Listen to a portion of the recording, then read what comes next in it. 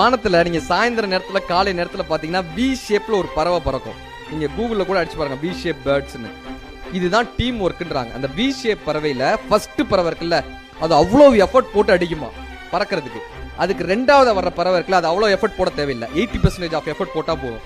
அடுத்த லெவல்ல இருக்காங்கல்ல, இப்படி அந்த எஃபர்ட் வந்து குறைஞ்சிக்கிட்டே வரும். கடைசியா வருதுல ஒரு பறவை, அது ஜாலியா வரும். அதுக்கு பெருசா எஃபர்ட்டே கிடையாது. முன்னாடி இருக்கிறவங்க அப்படியே கூட்டிட்டு போயிட்டே இருப்பானுங்க.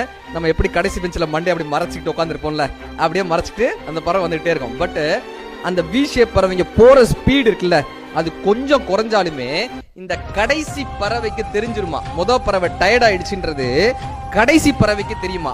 இந்த கடைசி பறவை உடனே என்ன பண்ணுமா, டக்குன்னு போய் தான் தலைமைத்துவத்தை எடுத்துட்டு அந்த பறவை ரெஸ்ட் எடுக்க அனுப்பிடுவாங்க. அது போய் ரெஸ்ட் எடுக்க அனுப்பிடுமா. இந்த பறவை பின்னாடி வந்துடும், இந்த பறவை போய் எடுத்துரும்.